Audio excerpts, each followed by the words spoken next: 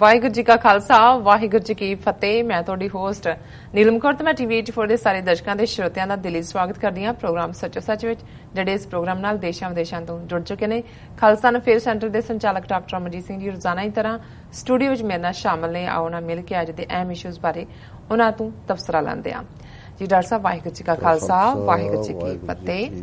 ਜੀ ਡਾਕਟਰ ਸਾਹਿਬ, ਤੁਹਾਡਾ ਨਿੱਘਾ ਸਵਾਗਤ ਹੈ ਪ੍ਰੋਗਰਾਮ ਸੱਚੋ ਸੱਚ। ਬਹੁਤ ਸ਼ੁਕਰੀਆ ਜੀ ਡਾਕਟਰ ਸਾਹਿਬ, ਅੱਜ 28 ਸਤੰਬਰ 2017 14 ਅੱਸੂ ਨਾਨਕ ਸ਼ਾਹੀ ਸੰਮਤ 549 ਦਾ ਦਿਨ ਹੈ ਤੇ ਡਾਕਟਰ ਸਾਹਿਬ, ਪ੍ਰੋਗਰਾਮ ਸ਼ੁਰੂ ਕਰਨ ਤੋਂ ਪਹਿਲਾਂ ਅਸੀਂ ਆਪਣੇ ਦਰਸ਼ਕਾਂ ਤੇ ਸਰੋਤਿਆਂ ਨੂੰ ਹਮੇਸ਼ਾ ਦੀ ਤਰ੍ਹਾਂ ਦੱਸ ਦਈਏ ਵਿਊਅਰਸ, ਜੇ ਤੁਸੀਂ ਹੱਕ ਸੱਚ ਇਨਸਾਫ ਤੇ ਪੈਰਾ ਦਿੰਦਾ ਇੱਕੋ ਇੱਕ ਚੈਨਲ ਟੀਵੀ 84 ਨੂੰ ਦੇਖਣਾ ਚਾਹੁੰਦੇ ਹੋ ਤਾਂ ਤੁਸੀਂ ਦੇਖ ਸਕਦੇ ਹੋ spectrum cable, RCN cable, Bell 5 cable in Canada, roku, Jadoo box, Shava, Facebook, global ਸਿਪਿਨ ਦੀ ਐਪ ਰਾਹੀਂ, ਟੀਵੀ 84 ਦੀ ਐਪ ਰਾਹੀਂ ਆਨਲਾਈਨ ਸਟ੍ਰੀਮਿੰਗ ਤੁਸੀਂ ਟੀਵੀ 84 ਨੂੰ ਦੇਖ ਸਕਦੇ ਹੋ। ਵਿਊਅਰਸ, ਜੇ ਤੁਸੀਂ ਟੀਵੀ 84 ਨਾਲ ਜਾਂ ਸੱਚੋ ਸੱਚ ਪ੍ਰੋਗਰਾਮ ਨਾਲ ਫੇਸਬੁੱਕ ਰਾਹੀਂ ਜੁੜੇ ਹੋ ਤਾਂ ਇਸ ਨੂੰ ਜ਼ਿਆਦਾ ਤੋਂ ਜ਼ਿਆਦਾ ਲਾਈਕ ਕਰੋ ਤੇ ਸ਼ੇਅਰ ਕਰੋ। ਸ਼ੁਕਰੀਆ ਜੀ। ਡਾਕਟਰ ਸਾਹਿਬ, ਪ੍ਰੋਗਰਾਮ ਦੀ ਸ਼ੁਰੂਆਤ ਕਰਦੇ ਹਾਂ ਅੱਜ ਦੇ ਪਹਿਲੇ ਅਹਿਮ ਇਸ਼ੂ ਦੇ ਨਾਲ। ਜੀ ਡਾਕਟਰ ਸਾਹਿਬ, ਦੇਖੋ, ਅੱਜ ਸ਼ਹੀਦ ਭਗਤ ਸਿੰਘ ਦਾ ਜਨਮ ਦਿਨ ਹੈ ਜੀ। ਉਹਨਾਂ ਦਾ ਜਨਮ 28 ਸਤੰਬਰ 1907 ਨੂੰ ਜ਼ਿਲ੍ਹਾ ਲਾਇਲਪੁਰ ਦੀ ਤਹਿਸੀਲ ਜੜ੍ਹਾਂਵਾਲਾ ਦੇ ਬੰਗਾ ਪਿੰਡ ਵਿੱਚ ਹੋਇਆ, ਕਿਉਂਕਿ ਉੱਥੇ ਚੱਕ ਨੰਬਰ ਇਸ ਲਿਹਾਜ਼ ਨਾਲ ਹੀ ਸੀ ਤੇ ਜਿਹੜੇ ਮੁੱਢਲੇ ਪਿੰਡ ਜਿੱਥੋਂ ਇਹ ਇੱਥੋਂ ਵਾਲੇ ਗਏ ਸਨ ਉਹਨਾਂ ਪਿੰਡਾਂ ਦੇ ਨਾਲ ਆਈਡੈਂਟੀਫਾਈ ਕਰਦੇ ਸੀ ਜੀ। ਔਰ ਲਗਭਗ 23 ਸਾਲ ਦੀ ਉਮਰ 'ਚ 23 ਮਾਰਚ 1931 ਨੂੰ ਲਾਹੌਰ ਦੇ ਵਿੱਚ ਉਹਨਾਂ ਨੂੰ ਫਾਂਸੀ ਦਿੱਤੀ ਗਈ। ਹੁਣ ਜ਼ਾਹਰ ਹੈ ਕਿ ਜਿਨ੍ਹਾਂ ਵੈਲਿਊਜ਼ ਦੇ ਲਈ ਸ਼ਹੀਦ ਭਗਤ ਸਿੰਘ, ਜਿਹੜੀਆਂ ਵੈਲਿਊਜ਼ ਆਫ ਕੋਰਸ ਉਹਨਾਂ ਨੂੰ ਸਿੱਖੀ ਵਿਰਸੇ 'ਚੋਂ ਮਿਲੀਆਂ, ਉਸ ਦੇ ਕਲੇਮੈਂਟ, ਦਾਅਵੇਦਾਰ ਉਹ ਆਰੀਆ ਸਮਾਜੀ ਵੀ ਨੇ, ਕਮਿਊਨਿਸਟ ਵੀ ਨੇ, ਕਾਂਗਰਸੀ ਵੀ ਬਣ ਗਏ, ਜਿਨ੍ਹਾਂ ਦਾ ਗਾਂਧੀ ਜਿਹੜਾ ਉਸ ਵੇਲੇ ਇੰਟਰਵੀਨ ਕਰਨ ਲਈ ਵੀ ਤਿਆਰ ਨਹੀਂ ਸੀ ਕਰਜ਼ਨ ਦੇ ਨਾਲ, ਇਰਵਿਨ ਦੇ ਨਾਲ, ਕਿ ਗਾਂਧੀ ਇਰਵਿਨ ਪੈਕਟ ਦੇ ਵਿੱਚ, ਜਿਹਨੂੰ ਕਿ ਸਾਰਾ ਦੇਸ਼ ਉਸ ਵੇਲੇ ਚਾਹੁੰਦਾ ਸੀ ਕਿ ਗਾਂਧੀ ਜਿਹੜਾ ਉਹ ਭਗਤ ਸਿੰਘ ਦੇ ਕੇਸ ਨੂੰ ਉਠਾਏ, ਔਰ ਅੰਗਰੇਜ਼ ਵੀ ਕਿਤੇ ਨਾ ਕਿਤੇ ਚਾਹੁੰਦੇ ਸੀ ਕਿ ਫਾਂਸੀ ਨਾ ਦਿੱਤੀ ਜਾਏ, ਕੋਈ ਮਿਡਲ ਵੇ ਲੱਭ ਲਿਆ ਜਾਏ। ਪਰ ਗਾਂਧੀ ਤਾਂ ਜਿਹੜਾ ਪਹਿਲੇ ਦਿਨ ਤੋਂ ਹੀ, ਜਿੱਥੇ ਉਹਨੂੰ ਸਿੱਖੀ ਵੈਲਿਊਜ਼ ਦੇ ਨਾਲ ਜਾਂ 10ਵੇਂ ਪਾਤਸ਼ਾਹ ਪ੍ਰਤੀ, ਉਹਨਾਂ ਦੇ ਜਿਹੜਾ ਸ਼ਸਤਰਬੱਧ ਸੰਘਰਸ਼ ਪ੍ਰਤੀ ਹਮੇਸ਼ਾ ਉਸਨੇ ਘਟੀਆ ਸੋਚ ਔਰ ਘਟੀਆ ਸ਼ਬਦਾਵਲੀ ਇਸਤੇਮਾਲ ਕੀਤੀ। ਉਹਨੂੰ ਗੁਰੂ ਕਲਗੀਧਰ ਦੇ ਸਪੁੱਤਰ ਉਹ ਸ਼ਹੀਦ ਊਧਮ ਸਿੰਘ ਹੋਏ, ਸ਼ਹੀਦ ਭਗਤ ਸਿੰਘ ਹੋਏ, ਉਹ ਕਿਵੇਂ ਪਸੰਦ ਆ ਸਕਦੇ ਸੀ? ਇਹੀ ਕਾਰਨ ਹੈ ਕਿ ਊਧਮ ਸਿੰਘ ਵੱਲੋਂ ਜਦੋਂ ਉਸਨੇ ਮਾਈਕਲ ਆਡਵਾਇਰ ਨੂੰ ਉਸ ਦੇ ਕੀਤੇ ਦੀ ਸਜ਼ਾ ਲੰਡਨ 'ਚ ਦਿੱਤੀ ਤੇ ਗਾਂਧੀ ਨੇ ਇਹਨੂੰ ਐਕਟ ਆਫ ਐਨ ਮੈਡਮੈਨ ਕਿਹਾ ਸੀ। ਔਰ ਇਹੋ ਜਿਹਾ ਹੀ ਵਰਤਾਰਾ ਉਹਦਾ ਸ਼ਹੀਦ ਭਗਤ ਸਿੰਘ ਪ੍ਰਤੀ ਵੀ ਸੀ। ਪਰ ਕਿਉਂਕਿ ਭਗਤ ਸਿੰਘ ਰਾਜਗੁਰੂ ਸੁਖਦੇਵ ਇੰਸਟੈਂਟਲੀ ਇੰਨੇ ਪਪੂਲਰ ਹੋਏ, ਬੇਸ਼ੱਕ ਉਸ ਤੋਂ ਪਹਿਲਾਂ ਸਬੰਧ ਲਾਲਾ ਲਾਜਪਤ ਰਾਏ ਤੇ ਉਸ ਦਾ ਜਿਹੜਾ ਉਸ ਦੇ ਉੱਤੇ ਲਾਠੀਆਂ ਵਰਸਾਣਾ, ਔਰ ਉਹ ਸਾਰੀ ਤਾਂ ਇੱਕ ਘੜੀ ਹੋਈ ਕਹਾਣੀ ਸੀ ਇਹਨਾਂ ਦੀ ਜੀ। ਲਾਹੌਰ 'ਚ ਜਿਹੜਾ ਹਿੰਦੀ ਮੀਡੀਆ ਸੀ ਉਹਨੇ ਉਹ ਇੱਕ ਨੈਰੇਟਿਵ ਕ੍ਰੀਏਟ ਕੀਤਾ, ਔਰ ਜਦੋਂ ਮਰਿਆ ਤੇ ਟੀਵੀ ਦੇ ਨਾਲ ਜਾਂ ਕੁਛ ਈਵਨ ਉਸ ਜ਼ਮਾਨੇ 'ਚ ਏਡਸ ਦਾ ਨਹੀਂ, ਸਿਫਿਲਿਸ ਦੀ ਗੱਲ ਜ਼ਿਆਦਾ ਹੁੰਦੀ ਸੀ ਉਹਦੇ ਨਾਲ ਜੀ। ਲੇਕਿਨ ਇਹਨੂੰ ਇਹ ਬਣਾ ਦਿੱਤਾ ਗਿਆ ਕਿ ਜੀ ਉਹ ਜਦੋਂ ਸਾਈਮਨ ਕਮਿਸ਼ਨ ਆਇਆ, ਲਾਲਾ ਲਾਜਪਤ ਰਾਏ ਜਿਹੜਾ ਉਹ ਵਿਰੋਧ ਕਰ ਰਿਹਾ ਸੀ ਔਰ ਉਹਦੇ ਤੇ ਲਾਠੀਆਂ ਵਰਸਾਈਆਂ, ਔਰ ਲਾਜਪਤ ਰਾਏ ਦੀ ਇੱਕ ਫੇਕ ਸਟੇਟਮੈਂਟ, ਜਿਵੇਂ ਅੱਜ ਕੱਲ੍ਹ ਫੇਕ ਨਿਊਜ਼ ਇਹੀ ਆਰੀਆ ਸਮਾਜੀ ਔਰ ਇਹ ਫੇਕੂ ਮੋਦੀ ਦੇ ਚੇਲੇ ਕ੍ਰੀਏਟ ਕਰ ਰਹੇ ਨੇ ਜੀ, ਇੱਕ ਸਟੇਟਮੈਂਟ ਕ੍ਰੀਏਟ ਕਰ ਦਿੱਤੀ ਕਿ ਜੀ ਲਾਜਪਤ ਰਾਏ ਨੇ ਜਿਹੜਾ ਮਰਨ ਤੋਂ ਪਹਿਲਾਂ ਕਿਹਾ ਸੀ ਕਿ ਜੀ ਮੇਰੇ ਸਰੀਰ ਪਰ ਪੜੀ एक लाठी ब्रिटिश साम्राज्य के ताबूत में कील का काम करेगी। ਹੁਣ ਇਹ ਫਲਾਵਰੀ ਵਰਡਸ ਤਾਂ ਇਸ ਤਰ੍ਹਾਂ ਦੇ ਇਸਤੇਮਾਲ ਕਰਨੇ ਇਹਨਾਂ ਨੂੰ ਆਉਂਦੇ ਨੇ ਜੀ। ਔਰ ਫਿਰ ਇੱਕ ਉਹ ਦੁਰਗਾ ਦੇਵੀ ਜਿਹੜੀ ਹੈ ਉਹਨੇ ਚੈਲੰਜ ਕਰਤਾ ਕਿ ਪੰਜਾਬ ਦੀ ਜਵਾਨੀ ਨਪੁੰਸਕ ਹੋ ਗਈ ਹੈ, ਕਿ ਕੋਈ ਲਾਲਾ ਜੀ ਦਾ ਬਦਲਾ ਨਹੀਂ ਲੈ ਸਕਦਾ। ਸੋ ਕੁੱਲ ਮਿਲਾ ਕੇ ਇਹ ਸਾਰੇ ਇਸ਼ੂਜ਼ ਨੂੰ ਅਸੀਂ ਅਕਸਰ ਡਿਸਕਸ ਕਰਦੇ ਹਾਂ। ਔਰ ਅੱਜ ਵੀ ਜਦੋਂ ਅਸੀਂ ਦੇਖਦੇ ਹਾਂ, ਹਾਲਾਂ ਪਾਕਿਸਤਾਨ ਦੇ ਵਿੱਚ ਜਿੱਥੇ ਉਹਨਾਂ ਦਾ ਜਨਮ ਹੋਇਆ, ਉਹਨਾਂ ਦੇ ਪਿੰਡ ਨੂੰ ਵੀ, ਘਰ ਨੂੰ ਵੀ ਉਹਨਾਂ ਨੇ ਇੱਕ ਸੰਭਾਲਿਆ, ਔਰ ਲਾਹੌਰ ਦੇ ਵਿੱਚ ਕੁਝ ਜਿਹੜੇ ਵਕੀਲ ਜਿਹੜੇ ਕਿ ਹਮਦਰਦੀ ਵੀ ਰੱਖਦੇ ਨੇ, ਪਿਆਰ ਵੀ ਕਰਦੇ ਨੇ ਸਿੱਖਾਂ ਨੂੰ ਵੀ ਜਾਂ ਭਗਤ ਸਿੰਘ ਦੀ ਲੈਗੇਸੀ ਨੂੰ ਵੀ, ਉਹਨਾਂ ਨੇ ਰਿਟ ਪੈਟੀਸ਼ਨ ਵੀ ਮੂਵ ਕੀਤੀ ਹੋਈ ਹੈ, ਉਸ ਦੇ ਉੱਤੇ ਸ਼ਾਇਦ ਹੀਅਰਿੰਗ ਹੋਈ ਹੈ ਜਾਂ ਹੋਣ ਵਾਲੀ, ਮੈਂ ਫੋਲੋ ਨਹੀਂ ਕੀਤਾ ਕੇਸ ਨੂੰ, ਜਿਹਦੇ 'ਚੋਂ ਸ਼ਹੀਦ ਭਗਤ ਸਿੰਘ ਨੂੰ ਨਿਰਦੋਸ਼ ਸਾਬਤ ਕਰਨਾ ਚਾਹੁੰਦੇ ਨੇ ਅਦਾਲਤ ਦੇ ਵਿੱਚ। ਹਾਲਾਂਕਿ ਮੈਨੂੰ ਨਹੀਂ ਲੱਗਦਾ ਵੀ ਇਹ ਸਾਰਾ ਭਗਤ ਸਿੰਘ ਦਾ ਇੱਕ ਆਪਣਾ ਮੁਕਾਮ ਹੈ ਔਰ ਇਸ ਲਈ ਨਹੀਂ ਕਿ ਉਹਨੇ ਸੈਂਡਰਸ ਨੂੰ ਮਾਰਿਆ, ਕਿਉਂਕਿ ਸੈਂਡਰਸ ਦੀ ਵੀ ਗਲਤੀ ਦੇ ਨਾਲ ਉਹਦੇ ਨਾਲ ਇੱਕ ਹੋਰ ਜਿਹੜਾ ਪੰਜਾਬ ਪੁਲਿਸ ਦਾ ਸਿੱਖ ਸਿਪਾਹੀ ਚੰਨਣ ਸਿੰਘ ਵੀ ਮਾਰਿਆ ਗਿਆ ਸੀ ਔਰ ਜਿਹਨੂੰ ਉਹ ਮਾਰਨਾ ਚਾਹੁੰਦੇ ਸੀ ਉਹ ਤਾਂ ਮੌਕੇ ਤੇ ਹੈ ਨਹੀਂ ਸੀ ਔਰ ਵੈਸੇ ਵੀ ਕੋਈ ਲਾਜਪਤ ਰਾਏ ਦੇ ਉੱਤੇ ਲਾਠੀਆਂ ਬਰਸਾਉਣ ਦੀ ਗੱਲ ਨਹੀਂ ਸੀ। ਪਰ ਜਿਵੇਂ ਇੱਕ ਪੀਰੀਅਡ ਦੇ ਵਿੱਚ ਜਿਹੜਾ ਆਵਾਜ਼ ਬਣ ਕੇ ਉੱਭਰਦਾ, ਹੁਣ ਜਿਵੇਂ ਅਸੀਂ ਇਸ ਪੀਰੀਅਡ 'ਚ ਦੇਖਿਆ ਕਿ ਗੌਰੀ ਲੰਕੇਸ਼ ਉਸ ਦਾ ਮਰਡਰ ਕੀਤਾ ਹਿੰਦੂ ਤਵੀਆਂ ਨੇ। ਹਾਲਾਂਕਿ ਕੋਈ ਪੱਤਰਕਾਰ ਵਾਈਜ਼ ਜਾਂ ਕੋਈ ਰਾਈਟਰ ਵਾਈਜ਼ ਕੋਈ ਉਹ ਨੈਸ਼ਨਲ ਸਟੇਚਰ ਨਹੀਂ ਸੀ, ਲੋਕਲ ਜਿਹੜੀ ਕੰਨੜ ਜ਼ਬਾਨ ਦੀ ਉਹ ਲਿਖਾਰੀ ਸੀ ਔਰ ਲੇਕਿਨ ਕਈ ਵਾਰ ਉਹ ਇੰਨਾ ਕੁਝ ਬਿਲਟ ਹੋ ਰਿਹਾ ਹੁੰਦਾ ਹੈ ਜਿਸ ਕਿਸਮ ਦਾ ਹਿੰਦੂ ਤਵੀਆਂ ਦਾ 2.5-3 ਸਾਲ ਤੋਂ ਜੋ ਜ਼ੁਲਮ ਚੱਲ ਰਿਹਾ ਸੀ, ਉਦੋਂ ਫਿਰ ਇਹ ਜਿਹੜਾ ਮੁਕਾਮ ਕਿਸੇ ਨੂੰ ਹਾਸਲ ਹੁੰਦਾ ਹੈ ਕਿ ਜਿਸ 'ਚ ਹੌਸਲਾ ਵੀ ਹੁੰਦਾ ਹੈ ਤੇ ਉਹ ਜਿਹੜੀਆਂ ਉਸ ਪੀਰੀਅਡ ਦੀਆਂ ਫੀਲਿੰਗਸ ਜਾਂ ਭਾਵਨਾਵਾਂ ਹੁੰਦੀਆਂ ਨੇ ਉਸ ਦੀ ਐਕਸਪ੍ਰੈਸ਼ਨ ਹੁੰਦੀ ਹੈ। ਜਿਵੇਂ ਅਸੀਂ ਕੱਲ ਜ਼ਿਕਰ ਕੀਤਾ ਸੀ ਯਸ਼ਵੰਤ ਸਿਨਹਾ ਨੇ ਜਿਹੜਾ ਭਾਰਤ ਦੀ ਆਰਥਿਕਤਾ ਕੀ ਹੈ ਔਰ ਕਿਵੇਂ ਡਾਊਨ ਦਾ ਡਰੇਨ ਉਹ ਬਿਜ਼ਨਸ ਹੋਏ, ਐਗਰੀਕਲਚਰ ਸੈਕਟਰ ਹੋਏ, ਫੋਰਨ ਇਨਵੈਸਟਮੈਂਟ ਹੋਏ, ਨੋਟਬੰਦੀ, GST ਔਰ ਉਹਦੇ ਥੱਲੇ ਹਾਲਾਂਕਿ ਉਹ 80 ਸਾਲ ਦਾ ਬੰਦਾ ਇਸ ਵੇਲੇ ਉਹਦਾ ਕੋਈ ਬਹੁਤਾ ਸਿਆਸੀ ਆਧਾਰ ਵੀ ਨਹੀਂ ਹੈ, ਮੁੰਡਾ ਉਹਦਾ ਆਲਰੇਡੀ ਡਿਪਟੀ ਮਿਨਿਸਟਰ ਹੈ ਮੋਦੀ ਦੀ ਕੈਬਨਿਟ ਦੇ ਵਿੱਚ, ਲੇਕਿਨ ਉਹਨੇ ਐਸੀ ਹਲਚਲ ਪੈਦਾ ਕੀਤੀ ਹੈ, ਸ਼ਤਰੂਘਨ ਸਿਨਹਾ ਉਹਨੇ ਸਪੋਰਟਸ ਦੇ ਦਿੱਤਾ ਹੈ। ਵਿਦਨ ਜਿਹੜੀਆਂ ਆਵਾਜ਼ਾਂ ਦੱਬੀਆਂ ਹੁੰਦੀਆਂ ਨੇ ਉਹਨਾਂ ਨੂੰ ਕੋਈ ਆਵਾਜ਼ ਦੇਣ ਵਾਲਾ ਆਉਂਦਾ।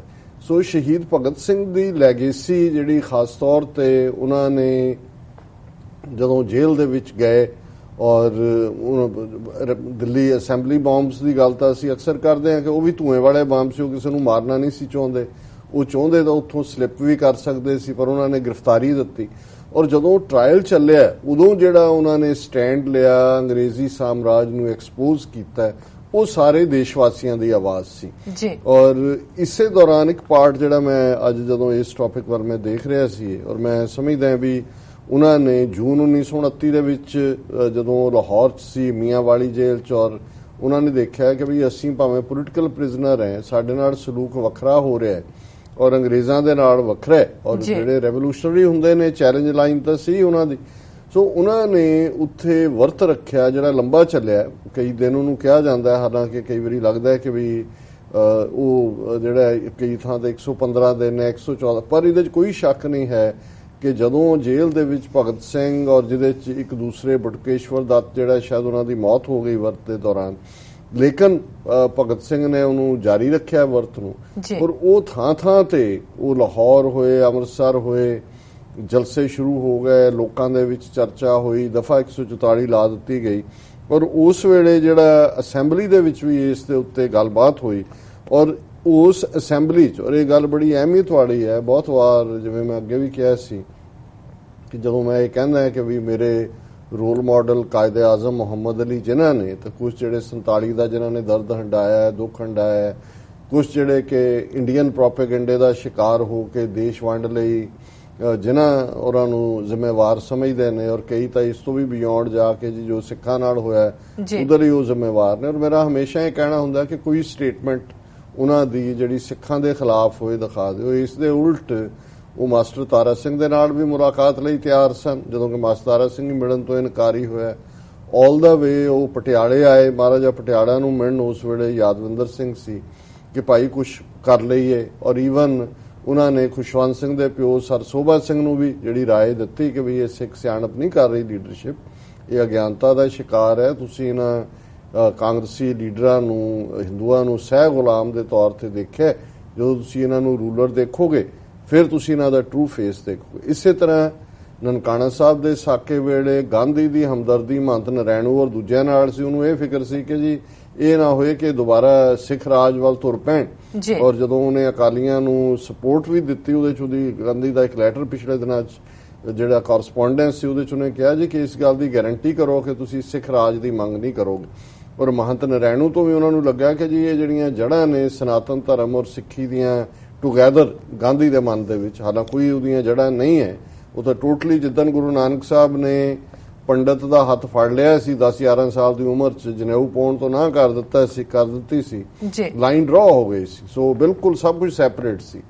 ਸੋ ਇੱਕ ਪਾਸੇ ਤਾਂ ਗਾਂਧੀ ਉਹ ਹੈ ਜਿਹੜਾ ਉਦਮ ਸਿੰਘ, ਸ਼ਹੀਦ ਉਦਮ ਸਿੰਘ, ਸ਼ਹੀਦ ਭਗਤ ਸਿੰਘ, ਉਹਨਾਂ ਨੂੰ ਫਾਂਸੀ ਲਵਾਉਣ ਵਾਲਿਆਂ 'ਚੋਂ ਵੀ ਹੈ, ਸਿੱਖਾਂ ਦਾ ਵੀ ਵਿਰੋਧੀ ਹੈ।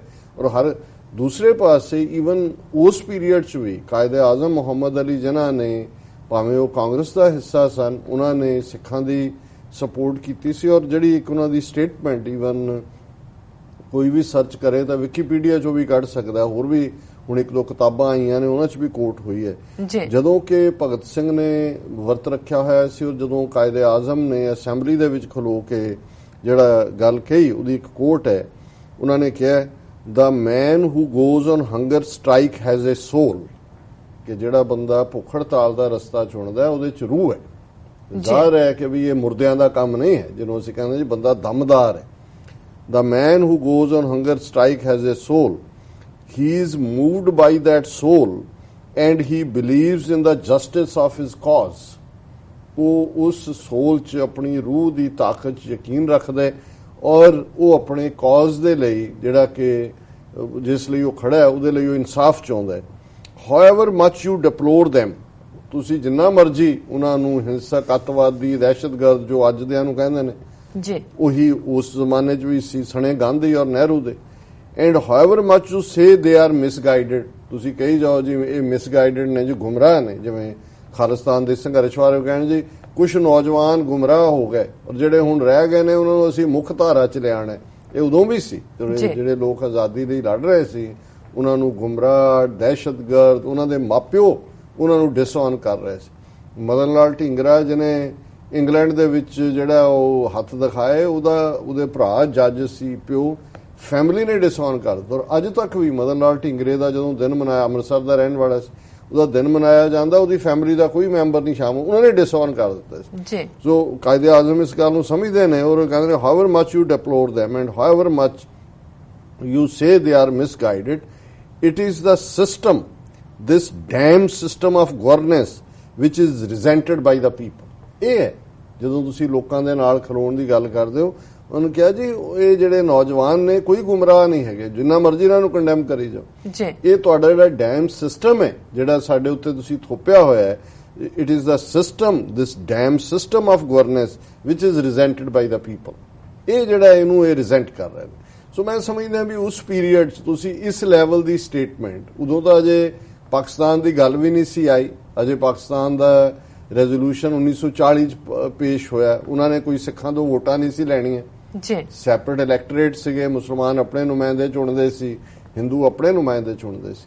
ਸੋ ਮੈਂ ਸਮਝਦਾ ਵੀ ਅਸੀਂ ਜਿਹੜਾ ਇੱਕ ਕਿਸਮ ਦਾ ਬਾਇਸ ਆਪਣੇ ਮਨ ਦੇ ਵਿੱਚ ਬਣਾਇਆ ਹੋਇਆ ਹੈ, ਇਸ ਨੂੰ ਅਸੀਂ ਪਾਸੇ ਰੱਖੀਏ। ਔਰ ਇਹ ਕਹਿਮੀ ਹੁਣ ਵੀ ਜਦੋਂ ਮੈਂ ਜਿਹੜੇ ਪਾਕਿਸਤਾਨ ਤੋਂ ਆਏ ਨੇ ਸੱਜਣ, ਉਹਨਾਂ ਨੇ ਭਗਤ ਸਿੰਘ ਦੀ ਫੈਮਿਲੀ ਦੀ ਬੀਬੀ ਢੱਟ ਹੈ, ਓਪਨ ਜੀਪ ਦੇ ਵਿੱਚ ਉਹ ਹੁਸੈਨੀ ਵਾਲਾ ਔਰ ਦੂਸਰੇ ਗਏ, ਔਰ ਮੈਂ ਦੇਖ ਸਕਦਾ ਕਿ ਜਿਹੜੀ ਉਸ ਪਾਸੇ ਵਾਲਿਆਂ ਦੀ ਮੁਹੱਬਤ ਜਾਂ ਉਹਨਾਂ ਦਾ ਕਹਿਣਾ ਉਹ ਬੜਾ ਜੈਨੂਇਨ ਹੈ। ਇੱਥੇ ਹੁਣ ਮੋਦੀ ਜਿਹੜਾ ਹੈ ਉਹ ਸ਼ਰਧਾਂਜਲੀ ਦੇ ਰਿਹਾ ਭਗਤ ਸਿੰਘ ਨੂੰ, ਜਿਹੜਾ ਖੁਦ ਕਾਤਲ ਹੈ, ਜਿਸ ਕਿਸਮ ਔਰ ਕਾਂਗਰਸ ਜਿਨ੍ਹਾਂ ਦੀ ਸਰਕਾਰ ਹੈ, ਉਹਨਾਂ ਦਾ ਸਪੀਕਰ ਗਿਆ, ਉਹ ਕਹਿੰਦੇ ਭਗਤ ਸਿੰਘ ਦੀ ਸ਼ਹੀਦੀ ਲਈ ਕਿਸੇ ਤੋਂ ਸਰਟੀਫਿਕੇਟ ਲੈਣ ਦੀ ਲੋੜ ਨਹੀਂ, ਤੁਹਾਡਾ ਗਾਂਧੀ ਔਰ ਤੁਸੀਂ ਸਾਰੇ ਕਾਤਲ ਹੋ, ਸ਼ਹੀਦਾਂ ਦੇ ਤੁਸੀਂ ਖੂਨ ਦੇ ਉੱਤੇ ਜਿਹੜਾ ਆਪਣਾ ਤਖਤ ਬਣਾਇਆ, ਆਪਣਾ ਸਿੰਘਾਸਨ ਡਾਇਆ, ਔਰ ਤੁਹਾਡੀ ਹਕੂਮਤਾਂ ਨੇ ਤੁਸੀਂ ਕਿਹੜੇ ਪਾਸਿਓਂ ਲੈਗੇਸੀ ਦੇ ਵਾਰਸ ਹੋ ਗਏ।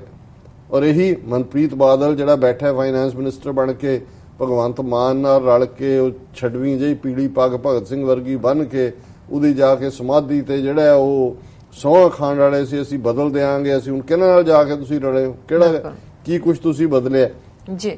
ਸੋ ਕੁੱਲ ਮਿਲਾ ਕੇ ਮੈਂ ਸਮਝਦਾ ਵੀ ਇਹ ਇੱਕ ਇਸ ਕਿਸਮ ਦੀ ਗੱਲ ਹੀ ਹੈ, ਜਿਵੇਂ ਕਿ ਕੋਈ ਜਿਹੜਾ ਬੰਦਾ ਜਿਸ ਗੱਲ ਦੇ ਲਈ ਬਿਲਕੁਲ ਜਿਹਦਾ ਉਹਦੀ ਤਬਾਹੀ ਦਾ ਕਾਰਨ ਹੈ, ਉਹਨੂੰ ਕਹੇ ਜੀ ਮੇਰਾ ਤਾਂ ਰੋਲ ਮਾਡਲ ਹੀ ਇਹ ਸੀ। ਸੋ ਅੱਜ ਐਗਜ਼ੈਕਟਲੀ ਉਹ ਕਾਂਗਰਸੀ ਹੋਣ, ਅਕਾਲੀ ਹੋਣ, ਬੀਜੇਪੀ ਹੋਏ, ਕਮਿਊਨਿਸਟ, ਹੁਣ ਕੋਈ ਕਮਿਊਨਿਸਟਾਂ ਨੂੰ ਪੁੱਛੇ ਕਿ ਵੀ ਤੁਸੀਂ ਭਗਤ ਸਿੰਘ ਜੀ ਉਹ ਨਾਸਤਕ ਸੀ ਤੇ ਉਹ ਸਾਡਾ ਸੀ ਤੇ ਇਧਰ ਸੀ ਤੇ ਉਧਰ ਸੀ, ਤੁਹਾਡੀ ਕੀ ਲੈਗੇਸੀ ਹੈ ਜੀ?